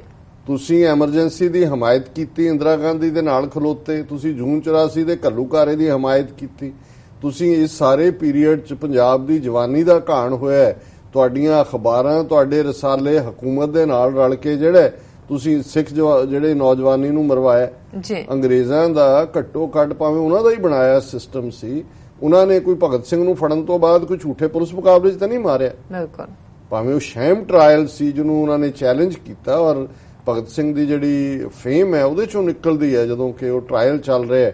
ਉਹਨਾਂ ਨੇ ਕਿਹਾ ਕਿ ਵੀ ਅਸੀਂ ਕਿਉਂ ਇਹ ਹਥਿਆਰਬੰਦ ਰਸਤੇ ਨੂੰ ਚੁਣਿਆ, ਔਰ ਉਹਨਾਂ ਨੇ ਕਿਹਾ ਕਿ ਵੀ ਜਦੋਂ ਕੋਈ ਅਪੀਲ, ਵਕੀਲ, ਦਲੀਲ ਜੀ ਖਤਮ ਹੋ ਜਾਏ ਇਨਸਾਫ ਲੈਣ ਲਈ, ਔਰ ਜਦੋਂ ਕੋਈ ਸਰਕਾਰ ਅੱਖਾਂ ਤੋਂ ਅੰਨੀ, ਕੰਨਾਂ ਤੋਂ ਬੋਲੀ ਹੋਏ, ਤੇ ਉਹਨੂੰ ਸੁਣਾਉਣ ਦੇ ਲਈ ਫਿਰ ਧਮਾਕੇ ਕਰਨੇ ਪੈਂਦੇ ਨੇ। ਸੋ ਜਿਹੜੇ ਇਹ ਨਿੱਕੀਆਂ ਨਿੱਕੀਆਂ ਕੋਟਸ ਵੀ ਸੀ ਭਗਤ ਸਿੰਘ ਦੀਆਂ, ਇਹ ਲੋਕਾਂ 'ਚ ਬੜੀਆਂ ਪਪੂਲਰ ਹੋਈਆਂ ਕਿ ਭਾਈ ਜਦੋਂ ਕੋਈ ਸਰਕਾਰ ਅੰਨੀ ਔਰ ਬਹਿਰੀ ਹੋਏ, ਬੋਲੀ ਹੋਏ, ਉਹਨੂੰ ਸੁਣਾਉਣ ਦੇ ਲਈ ਇਹ ਕਰਨਾ ਪੈਂਦਾ। ਔਰ ਯੋਧੇ ਸਨ, ਉਹਨਾਂ ਨੇ ਹੱਸਦਿਆਂ ਹੱਸਦਿਆਂ ਫਾਂਸੀ ਦੇ ਰੱਸੇ ਨੂੰ ਚੁੰਮਿਆ। 23 ਸਾਲ ਦੀ ਉਮਰ, ਅਸੀਂ ਆਪਣੇ ਪੁੱਤਰ ਪੁੱਤਰੀਆਂ ਨੂੰ ਦੇਖ ਲਈਏ 23 ਸਾਲ ਤੱਕ ਪਹੁੰਚਦੇ ਆ, ਕਿੰਨੀ ਅੱਜ ਹਾਲਾਂਕਿ ਹੁਣ ਅਸੀਂ ਆਲਮੋਸਟ 100 ਸਾਲ ਬਾਅਦ ਗੱਲ ਕਰ ਰਹੇ ਹਾਂ ਜੀ, ਕਿੰਨੀ ਅਵੇਅਰਨੈਸ, ਕਿੰਨੀ ਮੈਚਿਓਰਿਟੀ, ਕਿੰਨਾ ਕਰੇਜ। ਪਰ ਭਗਤ ਸਿੰਘ ਇੱਕ ਯੂਨੀਕ ਪਰਸਨੈਲਿਟੀ ਸੀ। 14-15 ਸਾਲ ਦੀ ਉਮਰ 'ਚ ਲਿਖਣ ਵੀ ਲੱਗ ਗਿਆ, 17-18 ਸਾਲ ਦੀ ਉਮਰ 'ਚ ਕਾਨਪੁਰ ਜਾ ਕੇ ਇੱਕ ਹਿੰਦੀ ਦੇ ਰਸਾਲੇ ਦਾ ਐਡੀਟਰ ਵੀ ਬਣ ਗਿਆ, ਔਰ ਉਹ ਇੱਕ ਰੂਏ ਰਵਾਂ ਸੀ ਸਾਰੇ। ਉਹਨੇ ਜਿਹੜੀ ਹੈ ਭਾਰਤ ਨੌਜਵਾਨ ਸਭਾ ਬਣਾਈ, ਜਿਹਦੇ ਅੱਜ ਵੀ ਜਿਹੜਾ ਉਹਦਾ ਥੋੜਾ ਬਹੁਤ ਪ੍ਰਭਾਵ ਨੌਜਵਾਨਾਂ 'ਚ ਹੈ। ਔਰ ਇਹ ਸਾਰਾ ਪਾਰਟ ਜਿਹੜਾ ਹੈ ਜੜ੍ਹਾਂ ਉਸ ਪਾਸੇ ਹੀ ਸੀ ਉਹਨਾਂ ਦੀਆਂ। ਹੁਣ ਕਹੋ ਜੀ ਉਹ ਨਾਸਤਕ ਸੀ, ਉਹਨੂੰ ਉਹ ਜੀ ਆਰੀਆ ਸਮਾਜੀ ਸੀ। ਜਿੰਨੀਆਂ ਚਿੱਠੀਆਂ ਉਹਨੇ ਜੇਲ੍ਹ 'ਚੋਂ ਆਪਣੀ ਮਾਂ ਦੇ ਨਾਂ, ਆਪਣੀ ਛੋਟੀ ਭੈਣ ਦੇ ਨਾਂ, ਕੁਲਵੰਤ ਕੌਰ ਦੇ ਲਿਖੀਆਂ, ਉੱਤੇ ਇੱਕ ਓਂਕਾਰ ਪੰਜਾਬੀ ਦੇ ਵਿੱਚ ਹੱਥ ਦੇ ਨਾਲ ਲਿਖਿਆ। ਹੁਣ ਇੱਕ ਓਂਕਾਰ ਦਾ ਮਤਲਬ ਹੈ ਕਿ ਰੱਬ, ਇੱਕ ਰੱਬ ਹੈ ਔਰ ਉਹੀ ਰੱਬ ਹੈ। ਹੁਣ ਇੱਕ ਓਂਕਾਰ ਨਾਲ ਚਿੱਠੀ ਸ਼ੁਰੂ ਕਰਨ ਵਾਲਾ ਤੇ ਸਤਿ ਸ੍ਰੀ ਅਕਾਲ ਦੀ ਗ੍ਰੀਟਿੰਗ ਵਾਲਾ ਜਿਹੜਾ ਉਹ ਤੁਹਾਨੂੰ ਹੁਣ ਉਹਦੇ ਨਾਂ ਤੇ ਪਤਾ ਨਹੀਂ ਕਿਨੇ ਕੀ ਲਿਖ ਕੇ ਬਣਾ ਦਿੱਤਾ ਹੈ, ਤੇ ਉਹਨੂੰ ਉਹ ਭਗਤ ਸਿੰਘ ਦਾ ਬਣਾਈ ਜਾਂਦੇ ਨੇ, ਔਰ ਉਹਦੇ ਚੋਂ ਕਾਮਰੇਡਾਂ ਨੇ ਆਪਣੀਆਂ ਰੋਟੀਆਂ ਸੇਕੀਆਂ ਥਰੂ ਆਊਟ। ਪਰ ਮੈਂ ਇਸ ਸਾਰੇ ਮੌਕੇ ਦੇ ਉੱਤੇ, ਕਿਉਂਕਿ ਭਗਤ ਸਿੰਘ ਬਾਰੇ ਬਹੁਤ ਕੁਝ ਲਿਖਿਆ ਜਾ ਰਿਹਾ ਹੈ, ਲਿਖਿਆ ਗਿਆ ਹੈ, ਅੱਧੀ ਦਰਜਨ ਦੇ ਕਰੀਬ ਫਿਲਮਾਂ ਬਣੀਆਂ ਨੇ, ਨਾਵਲ ਨੇ, ਆਈ ਵਿਟਨੈਸਿਸ ਉਸ ਪੀਰੀਅਡ ਦੇ ਭਗਤ ਸਿੰਘ ਦੇ ਨਾਲ। ਪਰ ਜਦੋਂ ਅਸੀਂ ਅੱਜ ਦੇ ਦੌਰ ਦੇ, ਜਦੋਂ ਕਿ ਖਾਸ ਤੌਰ ਤੇ ਜੂਨ 84 ਤੋਂ ਬਾਅਦ ਸਾਡੇ ਖਾਲਿਸਤਾਨੀ ਸੰਘਰਸ਼ ਦੇ ਯੋਧੇ ਵੀ, ਔਰ ਜਿਨ੍ਹਾਂ ਨੇ ਜੇ ਭਗਤ ਸਿੰਘ ਦਾ ਰਸਤਾ ਸਜ਼ਾ ਦੇਣ ਦਾ ਸੀ, ਔਰ ਉਹਦੇ 'ਚ ਮੈਂ ਇੱਕ ਆਰਟੀਕਲ ਹੈਦਰਾਬਾਦ ਤੋਂ ਇੱਕ ਸਿੱਖ ਸਕਾਲਰ ਨੇ, ਉਹਨਾਂ ਦਾ ਮੈਂ ਪੜ੍ਹ ਰਿਹਾ ਸੀ ਅੱਜ। ਹਾਲਾਂ ਕਈ ਵਾਰੀ ਸਾਡੇ ਵੀ ਜਿਹੜੇ ਸਕਾਲਰ ਨੇ ਉਹ ਬੜੇ ਟੈਕਨੀਕਲ ਵਰਡਸ ਦੇ ਵਿੱਚ ਅੜੇ ਹੁੰਦੇ ਨੇ ਜੀ, ਤੇ ਉਹ ਕਹਿ ਰਹੇ ਸੀ ਜੀ ਕਿ ਵੀ ਸਿੱਖਾਂ 'ਚ ਬਦਲਾ ਲੈਣਾ ਨਹੀਂ ਹੈ, ਸਿੱਖਾਂ ਦੇ ਵਿੱਚ ਸਜ਼ਾ ਦੇਣਾ, ਪਨਿਸ਼ ਕਰਨਾ। ਚਲੋ ਪਨਿਸ਼ਮੈਂਟ ਹੀ ਲੈ ਲਓ। ਔਰ ਉਹਦੇ 'ਚ ਉਹਨਾਂ ਨੇ ਕਿਹਾ ਵੀ ਕਿਵੇਂ ਫਿਰ ਸਿੱਖਾਂ ਨੇ ਜਿਹੜਾ ਕਿਹਨੂੰ ਪਨਿਸ਼ ਕੀਤਾ, ਬੀਤੇ ਦੀ ਹਿਸਟਰੀ ਦੀਆਂ ਗੱਲਾਂ ਨੇ। ਸੋ ਮੈਂ ਸਮਝਦਾ ਵੀ ਜੇ ਇਸ ਕ੍ਰਾਈਟੇਰੀਆ ਨੂੰ, ਹਾਲਾਂ ਜੇ ਸ਼ਹੀਦ ਭਗਤ ਸਿੰਘ ਜਾਂ ਉਹਨਾਂ ਦੀ ਸਾਰੀ ਸੋਚ ਜਿਹੜੀ ਜੁਝਾਰੂ ਸੋਚ ਉਸ ਤੋਂ ਪਹਿਲਾਂ ਬੱਬਰ ਅਕਾਲੀਆਂ ਦੀ ਹੈ, ਔਰ ਜੇ ਅਸੀਂ ਦੇਖੀਏ ਕਿ ਵੀ ਭਗਤ ਸਿੰਘ ਦਾ ਆਈਡੀਅਲ ਕਰਤਾਰ ਸਿੰਘ ਸਰਾਭਾ ਹੈ, ਕਰਤਾਰ ਸਿੰਘ ਸਰਾਭਾ ਗਦਰ ਮੂਵਮੈਂਟ ਦੀ, ਉਹ 14 ਸਾਲਾਂ ਦਾ 19 ਸਾਲ ਦੀ ਉਮਰ 'ਚ ਫਾਂਸੀ ਤੇ ਚੜਿਆ, ਔਰ ਛੋਟੀ ਉਮਰ, ਔਰ ਕਿਸ ਕਦਰ ਕਿੰਨੇ ਵੱਡੇ ਮਾਰ ਕੇ ਮਾਰੇ ਨੇ। ਔਰ ਹਮੇਸ਼ਾ ਸਰਾਭੇ ਦੀ ਤਸਵੀਰ ਵੀ ਭਗਤ ਸਿੰਘ ਦੀ ਪਾਕਟ ਟੇਬਲ ਤੇ ਸੀ, ਔਰ ਉਹਨਾਂ ਦੀਆਂ ਉਹ ਲਾਈਨਾਂ ਸਰਾਭੇ ਦੀਆਂ ਲਿਖੀਆਂ ਹੋਈਆਂ, ਸੇਵਾ ਦੇਸ਼ ਦੀ ਜਿੰਦੜੀ ਏ ਬੜੀ ਔਖੀ, ਗੱਲਾਂ ਕਰਨੀਆਂ ਢੇਰ ਸੁਖੱਲੀਆਂ ਨੇ, ਜਿਨ੍ਹਾਂ ਦੇਸ਼ ਸੇਵਾ ਵੱਲ ਪੈਰ ਪਾਇਆ ਉਹਨਾਂ ਲੱਖ ਮੁਸੀਬਤਾਂ ਚੱਲੀਆਂ ਨੇ। ਸੋ ਜ਼ਾਹਰ ਹੈ ਕਿ ਇਹ ਜਿਹੜੀ ਇਹ ਥਾਟ ਹੈ ਕਿ ਭਾਈ ਜਿਹੜਾ ਇਸ ਰਸਤੇ ਤੇ ਤੁਰਨਾ ਵੀ, ਜਿਹਨੂੰ ਗੁਰੂ ਨਾਨਕ ਸਾਹਿਬ ਨੇ ਫਰਮਾਇਆ ਸੀ ਕਿ ਇਹ ਜਿਹੜਾ ਰਸਤਾ ਹੈ ਇਹ ਤਾਂ ਉਹੀ ਹੈ ਕਿ ਜੋ ਤੋ ਪ੍ਰੇਮ ਖੇਲਨ ਕਾ ਚਾਓ, ਸਿਰ ਧਰ ਤਲੀ ਗਲੀ ਮੇਰੀ ਆਓ, ਇਤ ਮਾਰਗ ਪੈਰ ਤਲੀਜੈ, ਸਿਰ ਦੀਜੈ ਕਾਣ ਨਾ ਕੀਜੈ। ਕਿ ਜੇ ਤੁਹਾਨੂੰ ਪਿਆਰ ਦੀ ਖੇਡ ਖੇਡਣ ਦਾ ਸ਼ੌਕ ਹੈ ਤਾਂ ਸਿਰ ਤਲੀ ਤੇ ਰੱਖ ਲੈ ਤੇ ਮੇਰੀ ਗਲੀ ਵਿੱਚ ਆ ਜਾ। ਇਸ ਰਸਤੇ ਤੇ ਜਿਸਨੇ ਵੀ ਪੈਰ ਪਾਇਆ ਉਹਨੇ ਸਿਰ ਦੇ ਦਿੱਤਾ ਪਰ ਪਿੱਠ ਨਹੀਂ ਦਿਖਾਈ। ਸੋ ਜ਼ਾਹਿਰ ਹੈ ਕਿ ਜਿਹੜੇ ਇਸ ਰਸਤੇ ਤੇ ਤੁਰੇ, ਜੇ ਅਸੀਂ ਅੰਗਰੇਜ਼ੀ ਸਾਮਰਾਜ ਦੀ ਸ਼ੁਰੂਆਤ ਦੇ ਦੌਰ ਤੋਂ ਹੀ ਦੇਖੀਏ, ਉਹ ਬੇਸ਼ੱਕ ਬਹਾਦਰ ਕੂਕੇ ਭਾਈ ਮਹਾਰਾਜ ਸਿੰਘ ਪਹਿਲੇ ਯੋਧੇ, ਜਿਨ੍ਹਾਂ ਨੂੰ ਬਾਅਦ ਦੇ ਵਿੱਚ ਸਿੰਗਾਪੁਰ 'ਚ ਐਗਜ਼ਾਈਲ ਕਰਕੇ ਹਨੇਰੀ ਕੋਠੜੀ 'ਚ ਰੱਖ ਕੇ ਜਿਹੜਾ ਉਹ ਮਾਰਿਆ, ਕੂਕੇ ਜਿਹੜੇ ਕਿ ਤੋਪਾਂ ਦੇ ਅੱਗੇ ਖਲੋ ਗਏ। ਜੇ 14 ਸਾਲਾਂ ਦਾ ਛੋਟਾ ਬੱਚਾ ਹੈ, ਕੂਕਾ ਹੈ, ਤੋਪ ਦੀ ਜਿਹੜੀ ਹੈ ਬੈਰਲ ਹੈ ਉਸ ਤੋਂ ਬਹੁਤ ਉੱਚੀ ਆ, ਉਹ ਪੰਜੇ ਉੱਤੇ ਪੰਜਾਂ ਭਾਰ ਖਲੋ ਜਾਂਦਾ ਤਾਂ ਕਿ ਤੋਪ ਦੇ ਸਾਹਮਣੇ ਤੱਕ ਉਹ ਆ ਜਾਏ। ਸ਼ਬਦ ਪੜ੍ਹਦੇ ਤੋਪਾਂ ਦੇ ਸਾਹਮਣੇ ਜੂਝੇ ਨੇ। ਗਦਰੀ ਬਾਬਿਆਂ ਦਾ ਸਰਾਬਾ ਦੀ ਗੱਲ ਅਸੀਂ ਕੀਤੀ ਔਰ ਉਸ ਸਾਰੇ ਚੋਂ ਹੀ ਫਿਰ ਇਹ ਭਗਤ ਸਿੰਘ ਔਰ ਥਾਟ। ਸੋ ਇਸ ਸਾਰੀ ਦੀਆਂ ਜੜ੍ਹਾਂ ਅਲਟੀਮੇਟਲੀ ਉਸ ਸਿੱਖੀ ਥਾਟ ਨਾਲ ਜਿਹੜਾ ਉਸ ਹਾਲਾਂ ਜਦੋਂ ਕੋਈ ਵੀ ਯੰਗ ਹੁੰਦਾ ਹੈ, ਉਹ ਜਿਵੇਂ ਕਿਸੇ ਦੀ ਬੜੀ ਪਪੂਲਰ ਕੋਟ ਹੈ ਕਿ ਜਿਹੜਾ 1920 ਚ ਮਾਰਕਸਿਸਟ ਨਹੀਂ ਹੁੰਦਾ ਉਹ ਨੌਜਵਾਨ ਹੀ ਨਹੀਂ, ਤੇ 1940 ਜਿਹੜਾ 40 ਤੱਕ ਪਹੁੰਚਦੇ ਆ ਕੰਜ਼ਰਵੇਟਿਵ ਨਹੀਂ ਬਣਦਾ, ਉਹ ਵੀ ਬੰਦਾ ਨਹੀਂ। ਇਹ ਕਿਸੇ ਦੀ ਕੋਟ ਹੈ। ਹੁਣ ਜਦੋਂ ਯੰਗ ਹੁੰਦਾ ਤਾਂ ਤੁਹਾਨੂੰ ਰੈਵੋਲੂਸ਼ਨ, ਤੇਜ਼ ਤਬਦੀਲੀ ਔਰ ਜ਼ਾਹਰ ਹੈ 1917 ਚ ਰਸ਼ੀਅਨ ਇਨਕਲਾਬ ਆ ਕੇ ਹਟਿਆ ਸੀ ਔਰ ਉਸ ਸਾਰੇ ਦੌਰ ਦੇ ਵਿੱਚ ਉਹਨੇ ਪ੍ਰਭਾਵਿਤ ਕੀਤਾ ਸਾਰੇ। ਲੇਕਿਨ ਇੱਕ ਗੱਲ ਬੜੀ ਕਲੀਅਰ ਸੀ ਜੀ, ਅੰਗਰੇਜ਼ਾਂ ਨੂੰ ਇੱਥੋਂ ਕੱਢਣੇ। ਸੋ ਉਸ ਦੌਰ ਦੇ ਵਿੱਚ ਇੱਕ ਪਾਸੇ ਭਾਰਤ ਮਾਤਾ ਵਾਲੇ ਪੁੱਤਰ ਬੜੇ ਹੋਏ ਸੀ ਵਿੱਚ ਆ ਕੇ, ਇਹਨਾਂ ਦਾ ਵੀ ਇੱਕ ਆਪਣਾ, ਜੇ ਹੁਣ ਉਹ ਹਿੰਦੀ ਬੈਲਟ 'ਚ ਜਾ ਕੇ ਰਿਹਾ ਔਰ ਕਾਨਪੁਰ ਹੋਏ ਔਰ ਦੂਸਰੇ ਤੀਸਰਿਆਂ ਦੇ ਭਾਰਤ ਮਾਤਾ ਦੇ ਨਾਲ ਉਹਨਾਂ ਦਾ ਵੀ ਜ਼ਰੂਰ ਪ੍ਰਭਾਵ, ਜਿਹਦੇ ਥੱਲੇ ਕਿਤੇ ਨਾ ਕਿਤੇ ਸਿੱਖੀ ਦੇ ਨਾਲ ਜਿਹੜਾ ਸਿੱਖੀ ਰੂਪ ਹੈ ਉਸ ਦੇ ਨਾਲ ਕੰਪਰੋਮਾਈਜ਼ ਕੀਤਾ। ਔਰ ਲੇਕਿਨ ਉਹ ਵੀ ਜੇ ਅਸੀਂ ਆਪਣੀ ਜਿਹੜਾ ਦੇਖੀਏ ਭਾਈ ਸਾਹਿਬ ਭਾਈ ਰਣਧੀਰ ਸਿੰਘ ਹੋਰਾਂ ਦੀਆਂ ਜੇਲ੍ਹ ਚਿੱਠੀਆਂ ਕਿ ਉਹਨਾਂ ਦੇ ਨਾਲ ਲਾਹੌਰ ਜੇਲ੍ਹ ਦੇ ਵਿੱਚ ਜਦੋਂ ਉਹਨਾਂ ਦੀ ਮੁਲਾਕਾਤ ਹੁੰਦੀ ਹੈ ਭਗਤ ਸਿੰਘ ਦੀ, ਔਰ ਉਹਨਾਂ ਦੀ ਭਗਤ ਸਿੰਘ ਦੀ ਡਿਜ਼ਾਇਰ ਤੇ ਹੁੰਦੀ ਹੈ ਉਹ ਸਿੱਖੀ ਸਰੂਪ 'ਚ ਵਾਪਸ ਪਰਤਦੇ ਨੇ। ਲੇਕਿਨ ਜਿਹੜੀ ਸਪਿਰਿਟ ਹੈ ਕਿ ਲੜਨ ਦੀ, ਖਲੋਣ ਦੀ, ਮਰਨ ਦੀ, ਚੈਲੰਜ ਕਰਨ ਦੀ, ਉਹ ਸਿੱਖੀ ਦੀ ਸਪਿਰਿਟ ਹੈ। ਔਰ ਅੱਜ ਵੀ ਜਦੋਂ ਅਸੀਂ ਅਜੋਕੇ ਦੌਰ ਦੇ ਜੁਝਾਰੂਆਂ ਦੀ ਗੱਲ ਕਰਦੇ ਔਰ ਇਹ ਗੱਲ ਭਾਈ ਹਰਜਿੰਦਰ ਸਿੰਘ ਜੰਦਾ, ਭਾਈ ਸੁਖਦੇਵ ਸਿੰਘ ਸੁੱਖਾ ਨੇ ਕੁਲਦੀਪ ਨਈਅਰ ਨੂੰ ਲਿਖੀ ਸੀ, ਜਿਹੜਾ ਅੱਜ ਕੱਲ੍ਹ ਪਿਛਲੇ ਦਿਨਾਂ 'ਚ ਫਿਰ ਚਰਚਾ ਦੇ ਵਿੱਚ ਸੀ। ਉਹ ਆਪਣਾ ਜਿਹੜਾ ਜਿਹਨੂੰ ਕਹਿੰਦੇ ਨੇ ਕਿ ਉਹਦੇ ਵਿਚਲਾ ਫਿਰਕੂ ਹਿੰਦੂ ਜਿਹੜਾ ਉਹ ਬਾਹਰ ਆ ਜਾਂਦਾ, ਉਹਨੇ ਕਿਤਾਬ ਵੀ ਲਿਖੀ ਹੋਈ ਹੈ ਭਗਤ ਸਿੰਘ ਤੇ। ਔਰ ਜਦੋਂ ਉਹ ਜਿੰਦੇ ਸੁੱਖੇ ਜਾਂ ਖਾਲਿਸਤਾਨ ਦੇ ਜਿਹੜੇ ਯੋਧੇ ਨੇ ਉਹਨਾਂ ਨੂੰ ਸੰਬੋਧਨ ਕਰਦਾ ਤੇ ਦਹਿਸ਼ਤਗਰਦ ਕਹਿ ਕੇ ਕਰਦਾ। ਸੋ ਉਹਨਾਂ ਨੇ ਉਹਨੂੰ ਲਿਖਿਆ ਸੀ ਜੇਲ੍ਹ ਚੋਂ, ਜਿੰਦਾ ਸੁੱਖੇ ਨੇ ਨਈਅਰ ਨੂੰ, ਕਿ ਤੂੰ ਦੱਸ ਵੀ ਸਾਡਾ ਮਿਸ਼ਨ ਕਿਵੇਂ ਵੱਖਰਾ ਹੈ ਜਿੰਦੇ ਸੁੱਖੇ ਨਾਲੋਂ। ਜਿੰਦੇ ਸੁੱਖੇ ਨੇ ਕਿਹਾ ਵੀ ਸਾਡਾ ਮਿਸ਼ਨ ਕਿਵੇਂ ਵੱਖਰਾ ਹੈ ਭਗਤ ਸਿੰਘ ਦੇ ਮਿਸ਼ਨ ਨਾਲੋਂ। ਇਸ ਔਰ ਉਹ ਲੰਬੀ ਚੌੜੀ ਡਿਸਕਸ਼ਨ ਹੈ। ਮੈਂ ਬਿਨਾਂ ਉਸ 'ਚ ਗਿਆ, ਮੈਂ ਪਿਛਲੇ 2 ਦਿਨ ਪਹਿਲਾਂ ਓਲਡ ਈਮੇਲਸ, ਕਿਉਂਕਿ ਹੁਣ ਕਈ ਵਾਰੀ ਇੰਨੇ ਹਜ਼ਾਰ ਈਮੇਲ ਹੁੰਦੀਆਂ ਜਦੋਂ ਭੇਜੋ ਬਲੌਕ ਹੋਣ ਲੱਗ ਗਏ, ਤਾਂ ਮੈਂ 2014 ਤੋਂ ਵੀ ਪੁਰਾਣੀਆਂ ਜਿਹੜੀਆਂ ਨੇ ਉਹ ਕੁਝ ਡਿਲੀਟ ਕਰ ਰਿਹਾ ਸੀ। ਤਾਂ ਇੱਕ ਲੈਟਰ, ਹਾਲਾਂਕਿ ਭਾਈ ਹਰਜਿੰਦਰ ਸਿੰਘ ਜੰਦਾ, ਭਾਈ ਸੁਖਦੇਵ ਸਿੰਘ ਸੁੱਖਾ ਦਾ ਰਾਸ਼ਟਰਪਤੀ ਦੇ ਨਾਂ ਲਿਖਿਆ ਹੋਇਆ ਲੈਟਰ ਜਿਹੜਾ 8-9 ਸਫ਼ੇ ਦਾ ਹੈ, ਜਿਹਦੇ 'ਚ ਉਹਨਾਂ ਨੇ ਸਾਰਾ ਖਾਲਿਸਤਾਨ ਦਾ ਕੇਸ ਬਿਲਡ ਕੀਤਾ। ਉਹਦੀ ਅੰਗਰੇਜ਼ੀ ਟਰਾਂਸਲੇਸ਼ਨ, ਪੰਜਾਬੀ ਟਰਾਂਸਲੇਸ਼ਨ ਬੜੀ ਚਰਚਾ 'ਚ ਹੈ। ਅਸੀਂ ਵੀ ਉਹਦਾ ਜ਼ਿਕਰ ਕਰਦੇ ਹਾਂ ਔਰ ਕਿਉਂਕਿ ਆਉਣ ਵਾਲੇ 9 ਅਕਤੂਬਰ ਨੂੰ ਉਹਨਾਂ ਦਾ ਸ਼ਹੀਦੀ ਦਿਨ ਹੋਏਗਾ, ਅਸੀਂ ਉਸ ਪੀਰੀਅਡ 'ਚ ਉਹਨਾਂ ਦੇ ਜੀਵਨ ਔਰ ਬਾਕੀ ਬਾਰੇ ਵੀ ਡਿਸਕਸ ਕਰਾਂਗੇ। ਪਰ ਅੱਜ ਭਗਤ ਸਿੰਘ ਦੇ ਜਨਮ ਦਿਨ ਤੇ ਕੁਦਰਤੀ ਜਦੋਂ ਮੈਂ ਉਸ ਪੁਰਾਣੀ ਈਮੇਲ ਨੂੰ ਦੇਖਿਆ ਤੇ ਉਹਦੇ 'ਚ ਉਹ ਲੈਟਰ ਜਿਹੜਾ ਕੌਮ ਦੇ ਨਾਲ ਸੁਨੇਹਾ ਜਿੰਦੇ ਸੁੱਖੇ ਦਾ, ਜਿਵੇਂ ਸਵੇਰੇ ਉਹਨਾਂ ਨੂੰ ਫਾਂਸੀ ਦਿੱਤੀ ਜਾਣੀ ਹੈ ਔਰ ਅਰਲੀ ਮਾਰਨਿੰਗ ਆਵਰ 'ਚ ਫਾਂਸੀ ਦਿੱਤੀ ਜਾਂਦੀ ਹੈ, ਔਰ ਉਸ ਸ਼ਾਮ ਨੂੰ ਉਹਨਾਂ ਨੇ ਦੋਨਾਂ ਜਿੰਦਾ ਸੁੱਖਾ ਆਮੋ ਸਾਹਮਣੇ ਬੈਠੇ ਨੇ ਔਰ ਜਿਹੜਾ ਉਹਨਾਂ ਨੇ ਪੱਤਰ ਕੌਮ ਦੇ ਨਾਂ ਮੈਸੇਜ ਦੇ ਤੌਰ ਤੇ ਲਿਖਿਆ। ਔਰ ਮੈਨੂੰ ਇਹ ਲੱਗਾ ਕਿ ਵੀ ਇਹਦੇ 'ਚ ਉਹ ਸਿੱਖੀ ਸਿਧਾਂਤ, ਹਥਿਆਰਬੰਦ ਸੰਘਰਸ਼ ਦੀ ਗੱਲ ਔਰ ਸਭ ਦੀਆਂ ਜੜ੍ਹਾਂ ਜਿਹੜੀਆਂ ਮੂਲ ਤੌਰ ਤੇ ਸਿੱਖੀ ਫੇਥ ਵਿੱਚ ਨੇ, ਜਿੱਥੋਂ ਸਾਡੀ ਤਾਕਤ ਨਿਕਲਦੀ ਹੈ। ਮੈਨੂੰ ਲੱਗਾ ਕਿ ਵੀ ਇਹ ਜ਼ਿਕਰ ਕਰਨਾ, ਬਾਕੀ ਤਾਂ ਬਹੁਤ ਸਾਰੀਆਂ ਘਟਨਾਵਾਂ ਸ਼ਹੀਦ ਭਗਤ ਸਿੰਘ ਦੀ ਜ਼ਿੰਦਗੀ ਦੀਆਂ ਹੋਣ, ਭਾਈ ਹਰਜਿੰਦਰ ਸਿੰਘ ਜੰਦਾ, ਸੁਖਦੇਵ ਸਿੰਘ ਸੁੱਖਾ ਜਿਨ੍ਹਾਂ ਨੇ ਸਜ਼ਾ ਯਾਫਤਾ ਕੀਤਾ ਵੈਦਿਆ ਨੂੰ, ਜਿਹਨੇ ਜੂਨ 84 ਦਾ ਘੱਲੂਘਾਰਾ ਵਰਤਾਇਆ, ਇੰਦਰਾ ਗਾਂਧੀ ਨੂੰ ਸਜ਼ਾ ਯਾਫਤਾ ਕਰਨ ਵਾਲੇ ਸ਼ਹੀਦ ਭਾਈ ਬੇਅੰਤ ਸਿੰਘ, ਭਾਈ ਸਤਵੰਤ ਸਿੰਘ ਦੇ ਉਸ ਬਹਾਦਰੀ ਭਰੇ ਕਾਰਨਾਮੇ ਤੋਂ ਬਾਅਦ ਦੂਸਰਾ ਵੱਡਾ ਜਿਹੜਾ ਕਾਰਨਾਮਾ ਅਸੀਂ ਗਿਣਦੇ ਹਾਂ, ਵੈਸੇ ਵੀ ਜਿਹਨੂੰ ਤੁਸੀਂ ਪੋਲੀਟੀਕਲ ਜਿਹਨੂੰ ਕੈਚ ਕਹਿੰਦੇ ਹੋ। ਲੇਕਿਨ ਜਿੰਦੇ ਸ਼ਹੀਦ ਬੇਅੰਤ ਸਿੰਘ ਤਾਂ ਮੌਕੇ ਤੇ ਸ਼ਹੀਦ ਹੋ ਗਏ, ਲੇਕਿਨ ਜਿਵੇਂ ਜਿੰਦੇ ਸੁੱਖੇ ਨੂੰ ਉਹਨਾਂ ਨੇ ਉਸ ਤੋਂ ਬਾਅਦ ਵੀ ਬਹੁਤ ਸਾਰੇ ਕਾਰਨਾਮੇ ਕੀਤੇ। ਉਹਨਾਂ ਦੀ ਇੱਕ ਵੱਡੀ ਦਾਸਤਾਨ ਹੈ, ਕੱਲੀ ਕੱਲੀ ਦੇ ਉੱਤੇ ਫਿਲਮ ਬਣਨ ਵਾਲੀ ਹੈ।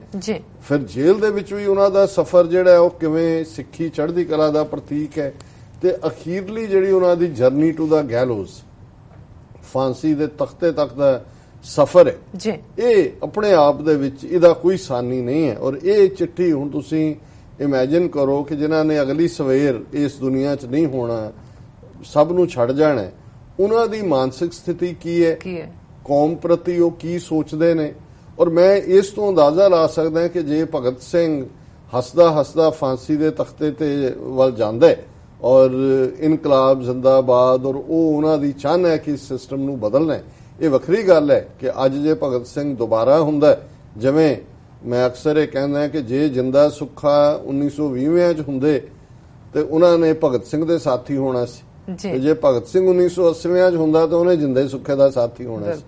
ਔਰ ਉਹੀ ਸਪਿਰਿਟ ਹੈ ਖਾਲਸੇ ਦੀ ਜਿਹੜੀ ਇਨਸਾਫ ਲਈ ਹੈ, ਲੇਕਿਨ ਗਰਾਊਂਡਡ ਇਸ ਲਈ ਹੈ ਕਿ ਅਸੀਂ ਜਸਟਿਸ ਦੇਣਾ, ਸਮਾਜ ਦਾ ਭਲਾ ਕਰਨਾ, ਸਰਬੱਤ ਦੇ ਭਲੇ ਲਈ ਕਰਨਾ।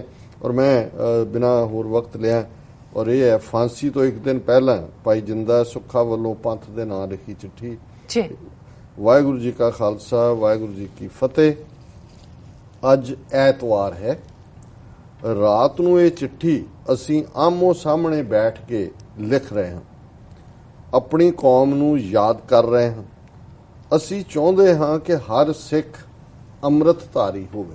ਹੁਣ ਇਹ ਗੱਲ ਇਹ ਹੈ ਵੀ ਅਸੀਂ ਉਹਨਾਂ ਜੁਝਾਰੂਆਂ ਦੀ ਗੱਲ ਕਰ ਰਹੇ ਹਾਂ ਜਿਨ੍ਹਾਂ ਦੇ ਨਾਂ ਨੇ ਇੱਕ ਸਿਰੇ ਤੋਂ ਦੂਸਰੇ ਸਿਰੇ ਤੱਕ ਆ ਜਾਂਦਾ, ਕਾਨਪੁਰ ਮੇਂ ਆ ਜਾਂਦਾ, ਲਖਨਊ ਮੇਂ ਆ ਜਾਂਦਾ, ਦਿੱਲੀ ਮੇਂ। ਇੱਕੋ ਦਿਨ 'ਚ ਤਿੰਨੋਂ ਥਾਵਾਂ ਦੇ ਉੱਤੇ ਨਿਆਣਿਆਂ ਨੂੰ ਘਰਾਂ ਨੂੰ ਲੈ ਜਾਂਦੀਆਂ ਸੀ ਮਾਵਾਂ ਕਿ ਜੀ ਪੁਲਿਸ ਦੇ ਵਿੱਚ ਇਸ ਲੈਵਲ ਦੇ ਬੰਦੇ। ਪਰ ਉਹ ਗੱਲ ਦੀ ਸ਼ੁਰੂਆਤ ਇੱਥੋਂ ਕਰਦੇ ਨੇ। ਹੁਣ ਅੰਮ੍ਰਿਤ ਮੌਤ ਨੂੰ ਜਿਹੜਾ ਇੱਕ ਅੰਦਰ ਜ਼ਮੀਰ ਦਾ ਮਰੇ ਲੋਕ ਨੇ, ਅੰਮ੍ਰਿਤ ਇੱਕ ਜ਼ਿੰਦਗੀ, ਮੌਤ ਨੂੰ ਜ਼ਿੰਦਗੀ 'ਚ ਬਦਲਣ ਵਾਲੀ ਗੱਲ ਹੈ, ਗੁਰੂ ਦੇ ਆਸ਼ੇ ਮੁਤਾਬਕ ਜੀਵਨ ਜਿਉਣ ਦੀ ਗੱਲ ਹੈ। ਸ਼ਸਤਰਧਾਰੀ ਹੋ ਕੇ ਖਾਲਸਾ ਪੰਥ ਦੀ ਸੇਵਾ ਕਰੇ। ਇਹ ਹੁਣ ਉਹਨਾਂ ਸਾਰਿਆਂ ਨੂੰ ਜਿਹੜੇ ਅੱਜ ਹਥਿਆਰਬੰਦ ਸੰਘਰਸ਼ ਦੀ ਲੈਗੇਸੀ ਤੋਂ ਭਗੌੜੇ ਨੇ, ਜਿਹਨਾਂ ਨੂੰ ਲੱਗਦਾ ਨਹੀਂ ਇਹ ਕਿਰਪਾਨ ਇਹ ਸਾਡਾ ਸਿਰਫ ਧਾਰਮਿਕ ਇਹ ਜਨੇਊ ਹੈ।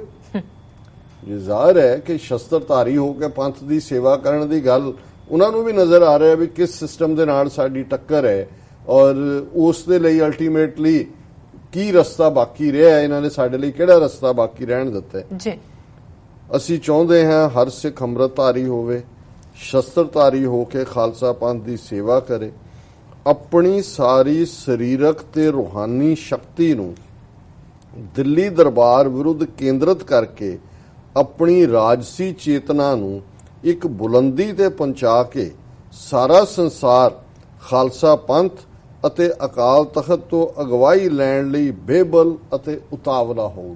ਇਹ ਹੈ ਸਿੱਖ ਕਰੈਕਟਰ ਜੀ ਕਿ ਵੀ ਤਾਕਤ ਸਾਡੀ ਜਿਹੜੀ ਹੈ ਇਹ ਬਿਲਕੁਲ ਭੁਲੇਖਾ ਨਾ ਹੋਏ ਵੀ ਇਸ ਵੇਲੇ ਜਿਹੜਾ ਉਹ ਦਿੱਲੀ ਤਖਤ ਨਾਲ ਹੈ ਔਰ ਇਹਨਾਂ ਦੇ ਨਾਲ ਅਸੀਂ ਸਰੀਰਕ ਔਰ ਰੂਹਾਨੀ ਸ਼ਕਤੀ ਨੂੰ ਕੇਂਦਰਿਤ ਕਰੀਏ।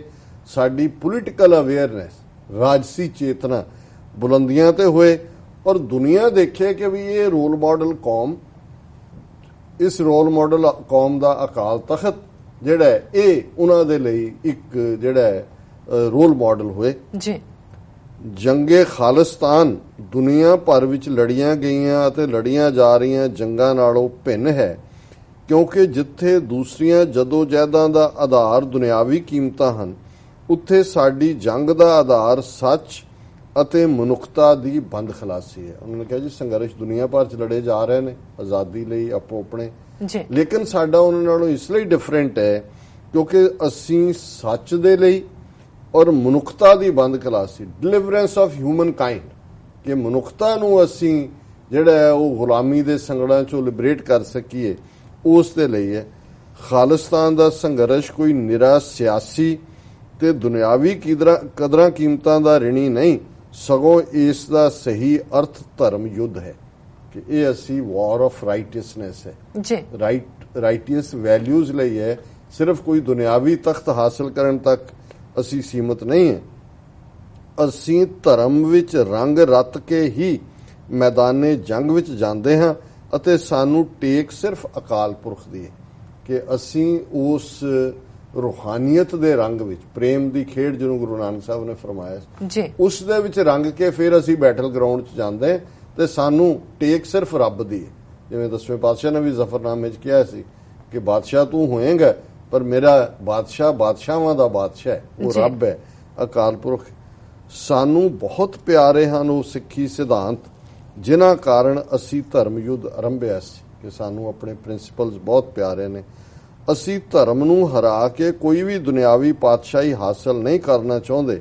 ਐਸਾ ਕੋਈ ਵੀ ਖਾਲਿਸਤਾਨ ਸਿੱਖਾਂ ਲਈ ਘਾਤਕ ਹੋਵੇਗਾ ਜੋ ਧਾਰਮਿਕ ਰੰਗ ਤੋਂ ਸਖਣਾ ਹੋਵੇ ਅਤੇ ਜਿਸ ਦੀ ਪ੍ਰਾਪਤੀ ਲਈ ਧਰਮ ਨੂੰ ਵਿਸਾਰਿਆ ਗਿਆ ਹੋਵੇ। ਇਹ ਕਿ ਸਾਡੀਆਂ ਵੈਲਿਊਜ਼, ਜਿਵੇਂ ਮੈਂ ਅਕਸਰ ਕਹਿੰਦਾ ਕਿ ਅਸੀਂ ਇਹ ਨਹੀਂ ਹੈ ਕਿ ਜੀ 12-14 ਜ਼ਿਲ੍ਹਿਆਂ ਦਾ ਇੱਕ ਦੇਸ਼ ਜਿਹਦਾ ਹੈਡ ਆਫ ਦਾ ਸਟੇਟ ਪੱਗ ਵਾਲਾ ਹੋਏ। ਉਹ ਮਨਮੋਹਨ ਸਿੰਘ 10 ਸਾਲ ਰਿਹਾ, ਬਾਦਲ ਵੀ, ਅੱਜ ਅਮਰਿੰਦਰ ਸਿੰਘ ਵੀ ਬੜੀ ਵੱਡੀ ਪੱਗ ਬੰਨ੍ਹਦਾ ਸਿਰ ਦੇ ਉੱਤੇ ਜੀ।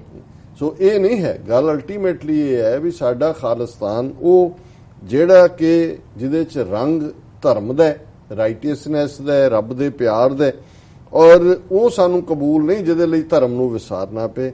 ਪਿਛਲੇ 500 ਸਾਲਾਂ ਦੇ ਤਜਰਬੇ ਨੇ ਸਿੱਖਾਂ ਨੂੰ ਮਹਿਸੂਸ ਕਰਾ ਦਿੱਤਾ ਹੈ ਕਿ ਧਾਰਮਿਕ ਰਹਿਣ ਲਈ ਅਤੇ ਧਾਰਮਿਕ ਸਿੱਖਿਆਵਾਂ ਨੂੰ ਫੈਲਾਉਣ ਲਈ ਸਾਨੂੰ ਧਰਤੀ ਦੇ ਇੱਕ ਅਜਿਹੇ ਹਿੱਸੇ ਦੀ ਜ਼ਰੂਰਤ ਹੈ ਜਿੱਥੇ ਸਾਰੀਆਂ ਜੜ੍ਹਾਂ ਫੈਲ ਸਕਣ।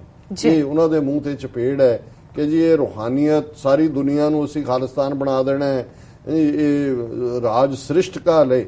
ਉਹ ਕਹਿੰਦੇ ਨੇ ਸਾਡੇ 500 ਸਾਲ ਦੇ ਤਜਰਬੇ ਨੇ ਸਾਨੂੰ ਦੱਸਿਆ ਕਿ ਇਹ ਜਿਹੜੀਆਂ ਮਨੁੱਖਤਾ ਵਾਲੀਆਂ ਕਦਰਾਂ ਕੀਮਤਾਂ ਖਾਲਸੇ ਦੀਆਂ ਨੇ, ਇਹਨਾਂ ਨੂੰ ਫੈਲਾਉਣ ਲਈ ਵੀ ਸਾਨੂੰ ਧਰਤੀ ਦੇ ਇੱਕ ਹਿੱਸੇ ਦੇ ਵਿੱਚ ਆਪਣਾ ਘਰ ਚਾਹੀਦਾ, ਜਿੱਥੇ ਕਿ ਧਰਤੀ ਦੇ ਇੱਕ ਹਿੱਸੇ ਦੀ ਜ਼ਰੂਰਤ ਹੈ ਜਿੱਥੇ ਸਾਰੀਆਂ ਜੜ੍ਹਾਂ ਫੈਲ ਸਕਣ, ਸਾਡੀਆਂ ਜੜ੍ਹਾਂ ਹੋਣ ਉੱਥੇ।